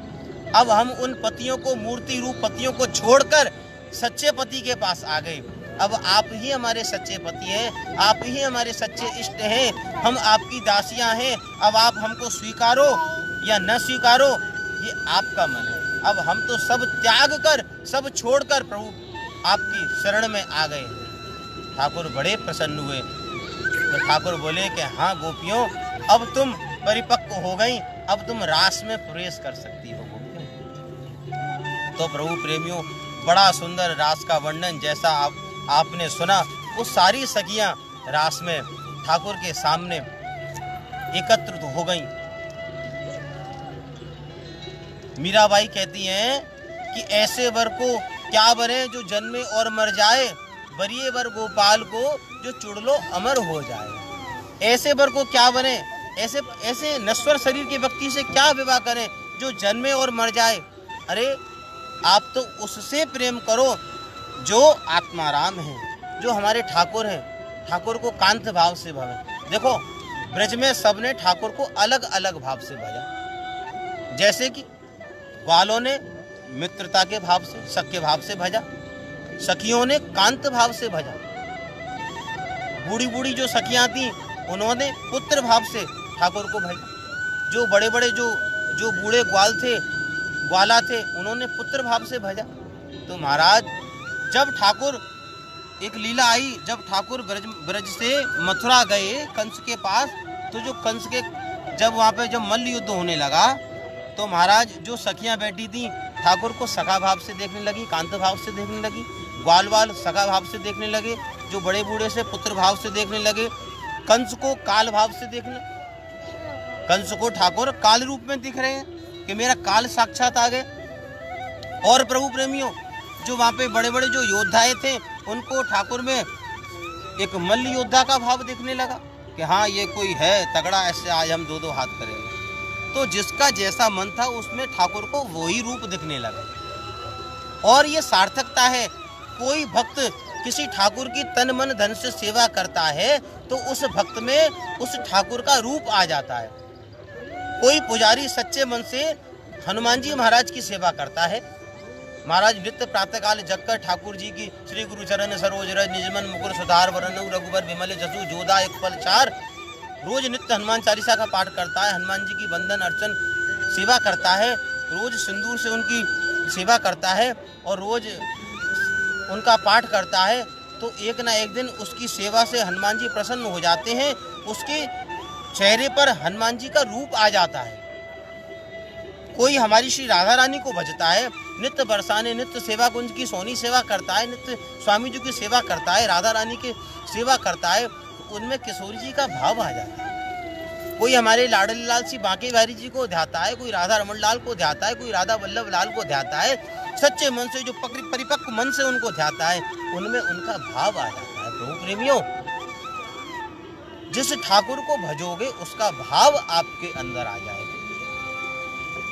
ऐसी है रास की लीला। महाराज सारी गोपियां ठाकुर के मध्य खड़ी हो गईं और महाराज बड़े गोपियों ने कहा जब आत्मा का साक्षात्कार हो जाए तो आत्मा के पति सिवाय आपका और कोई हो ही नहीं सकता, इसलिए ठाकुर आप ही हमारे सच्चे प्रेमी हैं, सच्चे पति हैं। मेरे गोविंद ने देखा कि गोपियों की भावना बड़ी सुंदर है और उनकी भावना के साथ रास क्रीड़ा करने के लिए आज हमारे ठाकुर तैयार हो गए और दो गोपी के बीच में एक एक माधव एक एक कृष्ण आ गए और महाराज सारी गोपियां एकत्रित हो गई। महाराज लाखों गोपियां आ गए। अब देखने लगे कि अरे कृष्ण तो एक हैं, गोपियां लाखों हैं, अब क्या करें। तो महाराज कृष्ण ने अनेक रूप कर रख लिए, दो गोपी के बीच में एक एक कृष्ण। और महाराज ठाकुर ने बड़े ही प्रेम से सबके संग गलवैया देकर रास किया। अब रास किया तो महाराज दिव्य रास का आनंद होने लगा। और रास में क्या हुआ कि जब भगवान ने गोपियों के संग रास कर रहे थे तो गलवैया देकर तब गोपियों के मन में थोड़ा सा अभिमान आ गया। गोपियों ने देखा कि आहा देखो, ये कृष्ण पहले तो हमको त्याग रहे थे और अब हमारे संग रास कर रहे हैं और गलवैया डालकर रास कर रहे हैं। जैसे ही गोपियों के मन में अभिमान आया, महाराज ठाकुर वहां से अंतर्ध्यान हो गए और श्री राधा रानी को लेकर वहां से अंतर्ध्यान हो गए। अब प्रभु प्रेमियों, अब गोपियों ने देखा कि कृष्ण हमारे मध्य में थे, कृष्ण कहाँ चले गए। अब गोपियां कृष्ण को न देखकर उनका धीरज खो गया, उनका जो मन उल्लासित था महाराज वो भावनाओं में बह गया और हमारी सभी गोपियां, सभी सखियां व्याकुल होने लगी और विलाप करने लगी और उनके आंखों से अश्रु बिंदुओं की धारा बहने लगी। महाराज ऐसी धारा भई ब्रज में कि मानो आज आपने देखा होगा कि ब्रज का जो जल है वो खारा हो चुका है। आपको पता है कि ये जल खारा कैसे हुआ। जब रास में ठाकुर अंतर्धान हो गए तो वो गोपियां रोने लगी, इतना रोने लगी कि महाराज वृंदावन का जल खारा हो गया। और एक बात, जब ठाकुर ब्रज से जब वृंदावन से मथुरा जाने लगे और मथुरा के बाद जब द्वारकाधीश बन गए, द्वारका चले गए, महाराज ब्रज में आए नहीं, तो सखियों ने इतना विलाप किया कि ब्रज का सारा जल खारा हो गया। जहाँ जहाँ जो सखियों ने विलाप किया, उस आज वृंदावन में हर जगह जल मीठा नहीं है। वृंदावन का जल जो पहले अमृत के समान था, आज वो जल मीठा नहीं है। क्यों कि महाराज इन सखियों ने इतना करुण क्रंदन किया, ठाकुर के चले जाने पर इतना विलाप किया कि ये वृंदावन का जल खारा हो गया। तो सखियां रोने लगी।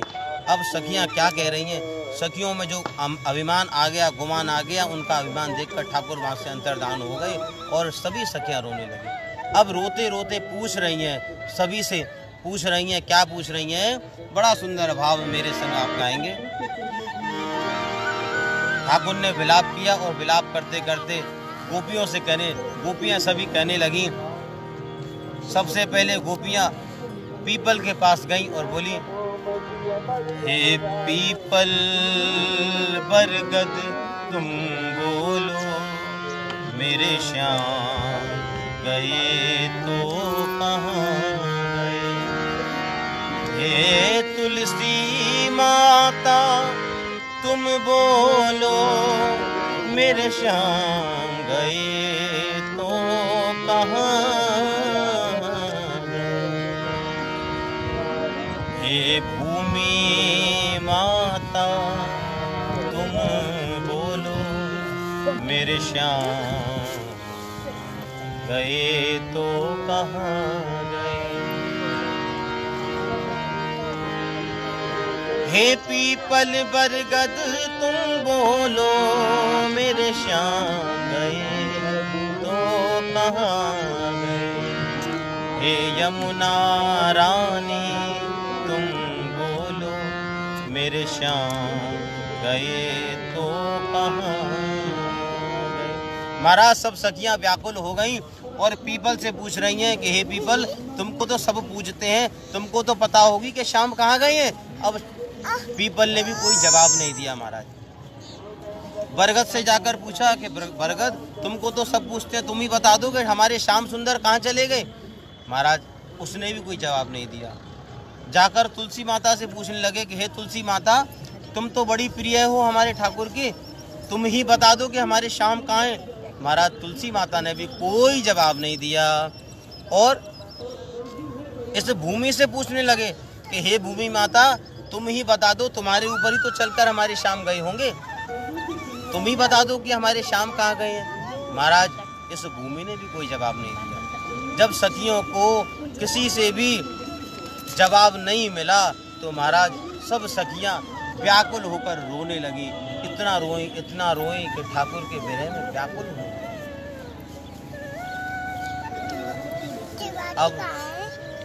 अब सखियां क्या कर रही हैं, सब सखियां बोले कि अब कृष्ण तो चले गए, तो बोले देख मैं कृष्ण बन जाती हूँ। अब एक सखी कृष्ण बन गई, एक सखी बोली अच्छा तू कृष्ण बन गई, मैं पूतना बन जाती हूँ।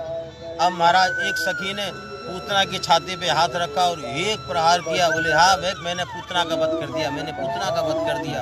एक गोपी बोली अच्छा तूने पूतना का वध कर दिया, देख मैं कृष्ण बन गई, मैं आज बकासुर का वध करूंगी। एक गोपी बकासुर बन गई, उसने बकासुर का वध कर दिया। महाराज इतनी व्याकुल, इतनी विक्षिप्त हो गई गोपियां कि उनको भान नहीं रहा वो क्या कर रही हैं। वो अपने आप को फिर कृष्ण मानने लगी। एक गोपी ने कहा कि अच्छा तू बकासुर बन गई, मैं आज अघासुर बन जाऊंगी। सब सखियां आ जाओ मेरे मुख के अंदर, आओ मैं तुमको अपने मुख के अंदर प्रवेश करा देती हूँ। एक सखी बोली अच्छा तू अघासुर बन गई, मैं कृष्ण बन जाती हूँ, मैं सब सखियों को छुड़ा के लाऊंगी। एक सखी अघासुर का मुख चीर दिया और महाराज अघासुर का मुख चीर कर सभी गोपियों को बाहर निकाल लिया। बोले देख आज मैंने अघासुर का वध कर दिया। महाराज इस प्रकार की लीला करने लगी सारी गोपियां।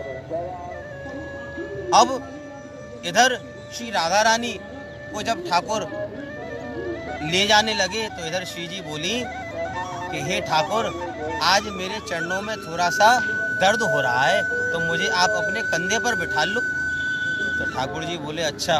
तो श्री जी में भी थोड़ा सा भान आ गया। तो जैसे ही ठाकुर जी झुकेंगे, आइए श्री जी आप मेरे कंधे पर बैठ जाइए। तो जैसे ही श्री जी बैठने लगी, महाराज इतने में ठाकुर भी अंतर्ध्यान हो गए। अब ठाकुर वहां से भी अंतर्ध्यान हो गए। अब श्री जी भी अकेली रह गई। अब श्री जी भी व्याकुल होने लगी और श्री जी भी करुण क्रंदन करने लगी। तत्पश्चात जब सब सखियां कृष्ण को ढूंढ रही, श्री जी भी ढूंढने लगी। हे नाथ रमण पृष्ठ क्वासी क्वासी महाभुज, हा नाथ हे रमण हे वल्लभ आप कहाँ हो। ढूंढ रही हैं गोपियां, आप आकर हमें दर्शन दीजिए, एक बार आकर अपने माधुर्य में दर्शन दीजिए, अपनी झांकी दिखा दीजिए। और मन में कोई कामना नहीं, कोई आकांक्षा नहीं। प्रभु प्रेमियों, आचार्य सुखदेव महाराज कहते हैं कि गोपियों ने संपूर्ण ब्रज में देखा, नहीं मिले तो पुनः पुलिन गात्मत्य कालिंद्या कृष्ण भावना समवेता जगू कृष्णं तदा गमन कांक्षिता। पुनः यमुना के किनारे गोपियां आ गईं और कृष्ण मिलन की कामना को लेकर गोपियां यमुना के किनारे आ गईं। और बीच में राधा रानी बैठी हैं, लाखों गोपियां बैठी हैं। ढूंढना बंद कर दिया, थक गई, हार गई, सब गोपियां राधा रानी के साथ बैठी हैं। शरद पूर्णिमा का चंद्र शरद की अर्ध प्रहर कृष्ण मिलन की कामना को लेकर एक मंगल गीत का गायन करने लगी। प्रभु प्रेमियों, जब भगवत भक्ति का अनुष्ठान करने लगी, जब ठाकुर उनको मिले नहीं तो सब गोपियों ने मिलकर, सारी गोपियां एक गोलाकार में आकर बैठ गईं और मध्य में हमारी सर्वेश्वरी श्री लाडली श्री राधा रानी विराजमान हो गई और सब व्याकुल होकर बड़े ही भाव से एक गीत गाने लगी। और प्रभु प्रेमियों, ये गीत क्या है? यह गीत ये गोपियों के द्वारा गाया हुआ गीत, जिसका नाम पड़ा गोपी गीत। गोपियों ने क्या गाया? गीत। और गोपियों ने गीत गाया, इसलिए नाम पड़ा गोपी गीत। तो प्रभु प्रेमियों, आइए इस विलक्षण गोपी गीत, जिसमें 19 श्लोक हैं। प्रभु प्रेमियों, समय सीमा हमारे पास बहुत कम है, आइए कुछ श्लोकों का हम गायन करते हैं। बड़े ही भाव से हम गोपी गीत का गायन करते हैं। प्रेम से मेरे संग आप सभी गोपी गीत का गायन करेंगे। श्री राधे।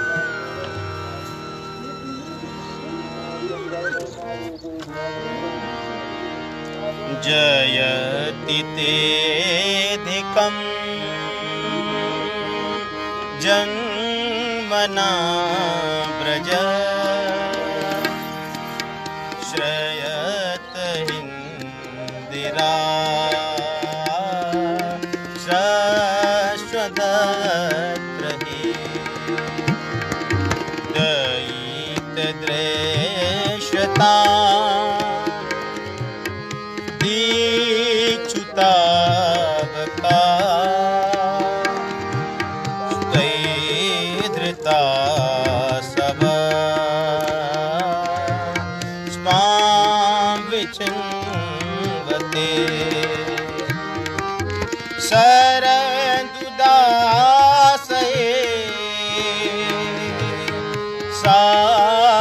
साधुजातसा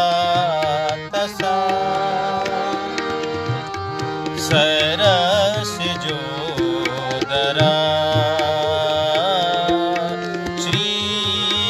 श्रीमुषादृशा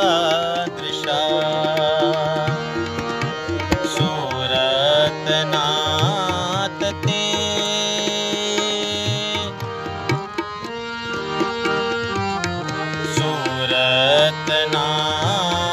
ते अशुल्क दासिका वरद विघ्न तो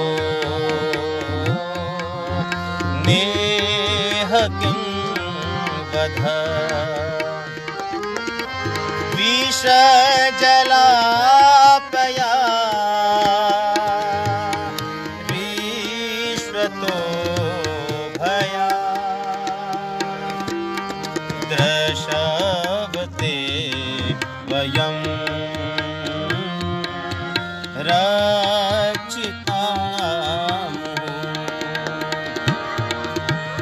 न खलिगोपिका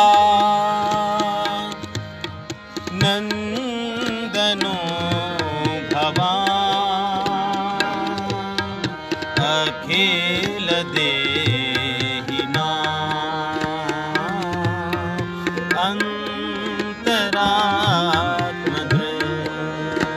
अंतरात्मदृक् विखान सार्थितो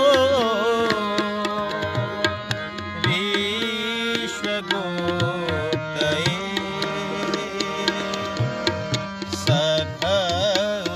सखउदेवा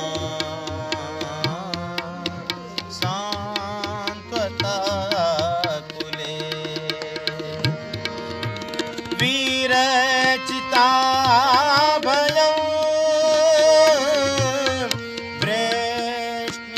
वृष्णिधूयते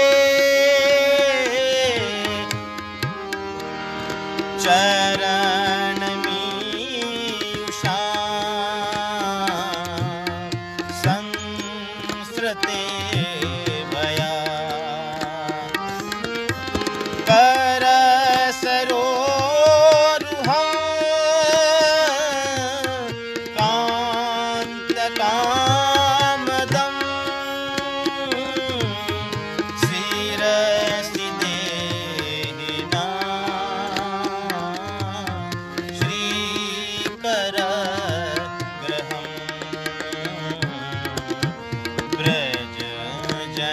व्रजजनातिहं वीरयोषिता निजजन स्मया हंसना स्मिता भज सके भवा कंकरी स्मनो जलरुहाननं चारुदर्शय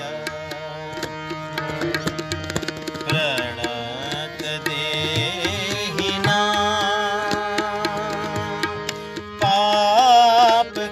पापकर्षणं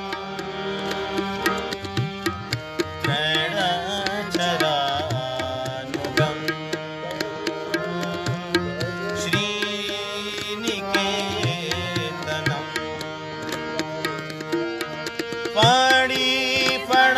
फणिफणार्पितं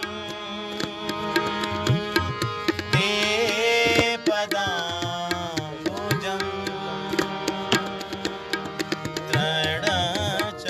तृणचरानुगं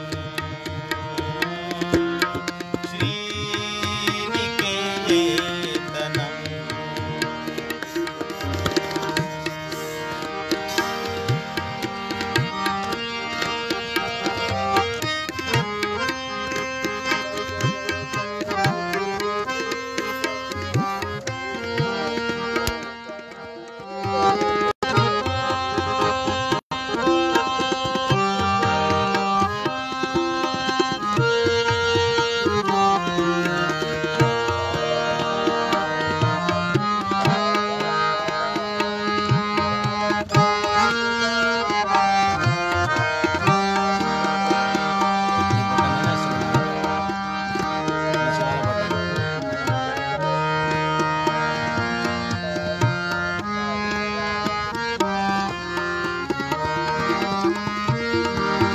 पाणी पणार्पितं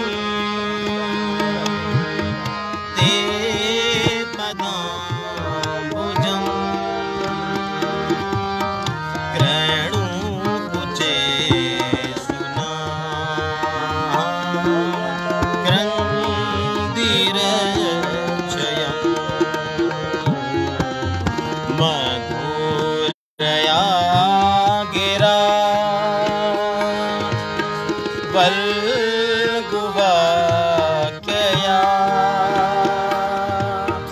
बोधमनो गया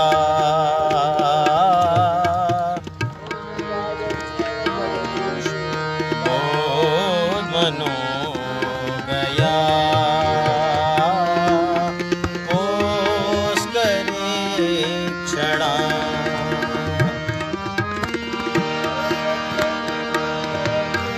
विधि करी रिमा वीर मुयति रधर सी धुना प्यायय स्वना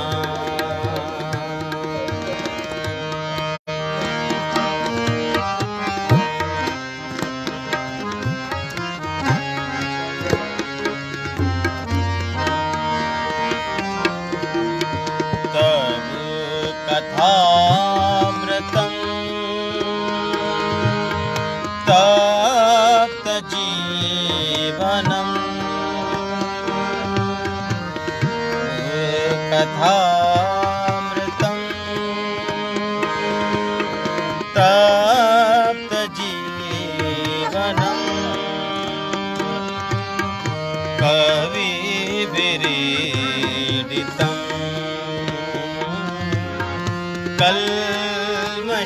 कल्मषापहम्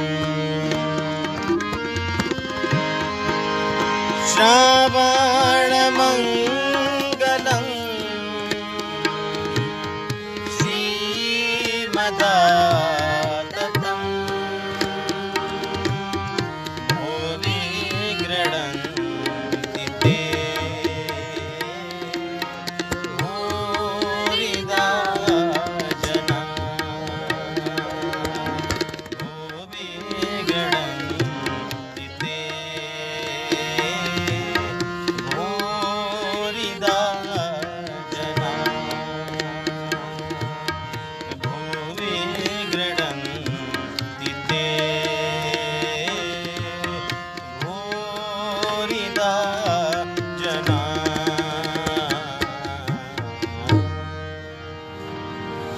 प्रभु प्रेमियों, बड़ा सुंदर ये गोपी गीत, जिसके 19 श्लोक हमने 9 श्लोकों का गायन किया। प्रभु प्रेमियों, बड़े भाव से आइए गोपी गीत के हम जो 19वां श्लोक है उसका सुमिरन करते हैं। यत्ते सुजात चरणाम्बुरुहं स्तनेश भीताशने प्रियदधिमहि कर्कशेष तेनाटवी मटसि तद्व्यथते न किंस्वित् कूर्पादिभिर्भ्रमति धीर्बदायुषाम्ना।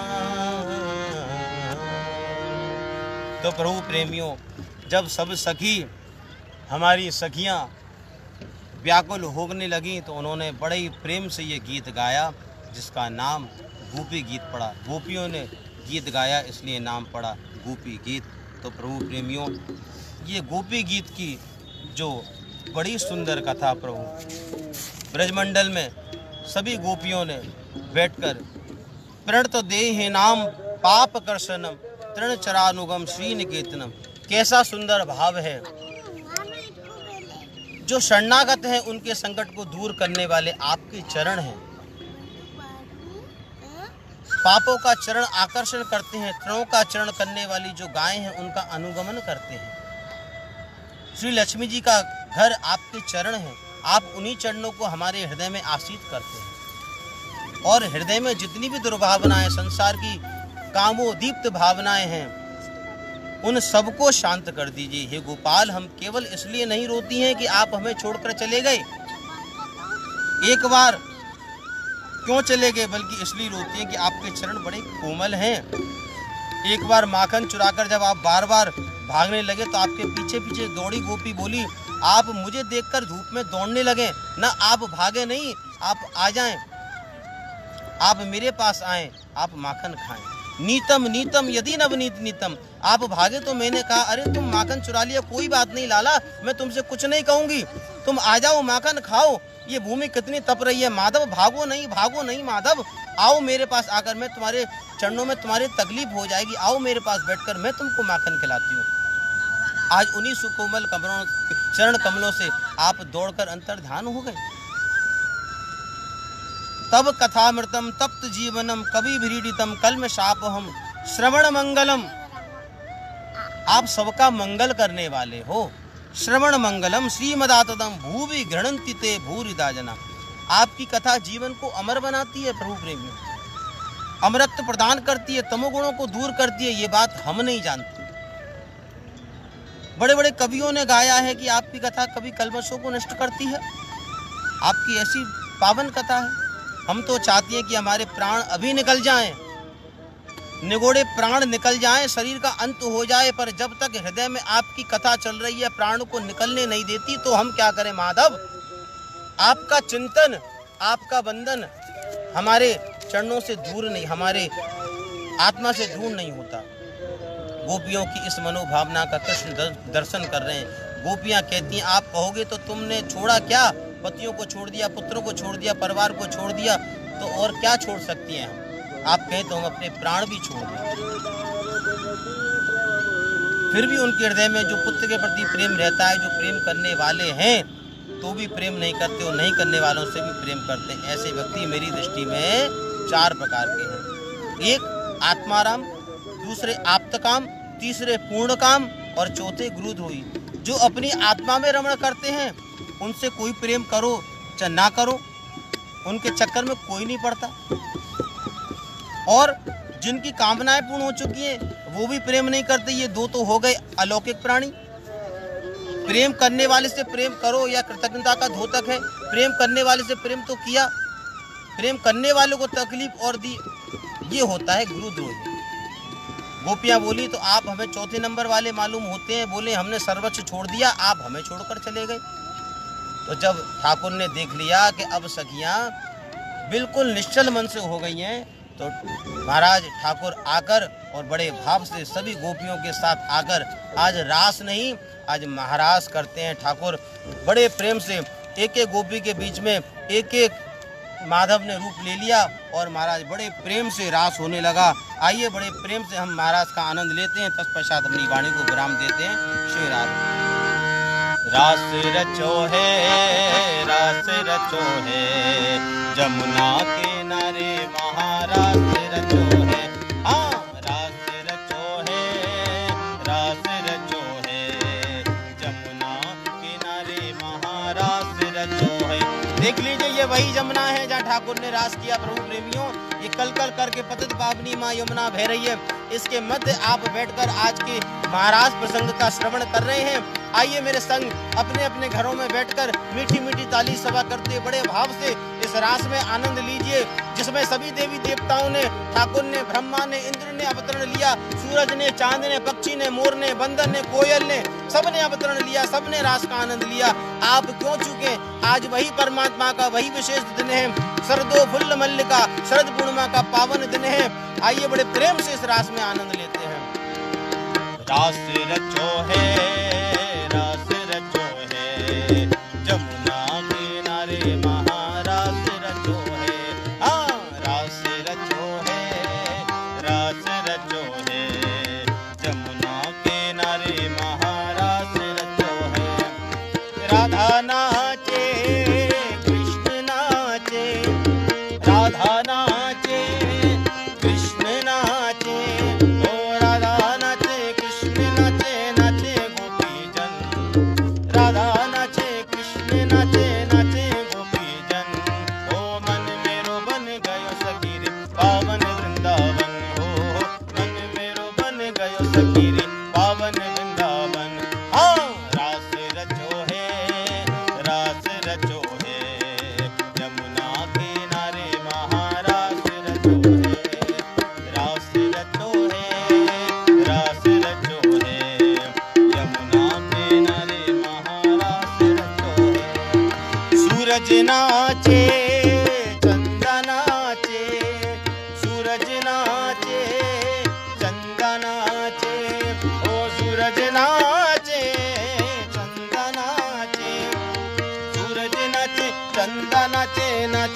तारागण, सूरज नाचे चंदा नाचे नाचे तारागण, मन मेरो बन गयो सखी रे पावन वृंदावन, ओहो मन मेरो बन गयो सखी रे पावन वृंदावन। हाँ रास रचो है यमुना किनारे महारास रचो है, ओ मोर नाचे बंदर नाचे, मोर नाचे बंदर नाचे, मोर नाचे बंदर नाचे नाचे पक्षीगण, मोर नाचे बंदर नाचे नाचे पक्षीगण, हे मन मेरो बन गयो सखी रे पावन वृंदावन, हे मन मेरो बन गयो सखी रे पावन वृंदावन। हाँ रास रचो है यमुना किनारे महारास रचो है, रास रचो है यमुना किनारे महारास रचो है, रास रचो है यमुना किनारे महारास रचो है, रास रचो है यमुना किनारे महारास रचो है। बोलो रास बिहारी सरकार की जय। बड़े प्रेम से ठाकुर ने और गोपियों ने मिलकर बड़ा ही दिव्य रास का आज आनंद लिया। रासोत्सव संप्रवृत्तो गोपी मंडल मंडितः योगेश्वरेण कृष्णेन तासाम मध्य द्वयोर्द्वयो। महाराज एक एक कृष्ण है, दो गोपी एक बीच में, गोपी में ठाकुर के कृष्ण साथ में प्रेम से बड़ा महाराज किया। आज महाराज की लीला का वर्णन किया। प्रभु प्रेमियों, एक गोपी थक गई, उसके चरण दबा रहे हैं, कृष्ण का आनंद ले रहे हैं। ये गोपियां आज आनंद ले रही हैं, ठाकुर के मध्य में रास करने लगे हैं। और महाराज उस रास में कैलाश से हमारे महादेव आ गए, और महादेव आने लगे तो महादेव आए तो उन्होंने सखियों ने रोक दिया और कहा कि हे महादेव, आपका रास में प्रवेश नहीं है। तो महादेव बोले भाई मुझे भी रास में जाना है। बोले यदि आपको रास में प्रवेश करना है तो जाइए, पहले मानसरोवर में स्नान करके आइए। महादेव गए और महाराज मानसरोवर में स्नान किया। जैसे ही मानसरोवर में से स्नान करके निकले तो महाराज हमारे भोलेनाथ गोपी से गोपेश्वर बन गए। बोलो गोपेश्वर महादेव की जय। बड़े प्रेम से हमारे भगवान शिव शंकर ने भी सखियों के संग मिलकर महाराज किया। और महाराज ये आज की बड़ी पावन हमने आपको महाराज की कथा श्रवण कराई। अब समय विलंब हो रहा है। प्रभु प्रेमियों, आज की कथा हम यहीं विश्राम करते हैं, वाणी को विराम देते हैं। और प्रभु प्रेमियों, आज की ये जो पावन कथा आपने श्रवण करी, आज का जो शरद पूर्णिमा का उत्सव है, आज शरद का चांद, आज रात्रि में जो राकेश जो अपने चंद्रमाओं की किरण पूरे विश्व जगत में फैलाएगा, आज के दिन आप अपने अपने घरों में खीर का प्रसाद बनाएं, ठाकुर का भोग लगाएं और उस खीर को अपने आंगन में चंद्रमा की रोशनी में रखकर उस खीर को पाएं। तो वो खीर में आज की रात्रि में अमृत तत्व की बारिश होती है। आज रात में जो ओस की बूंदें बरसती हैं वो ओस की बूंदें नहीं है प्रभु प्रेमियों, वो आज आकाश से साक्षात अमृत बरसता है।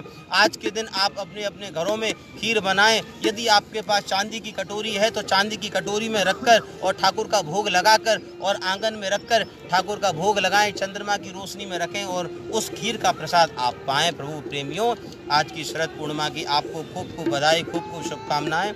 आइए अपनी वाणी को विश्राम देते हैं। प्रेम से बोली वृंदावन बिहारी लाल की जय। जय जय श्री राधे।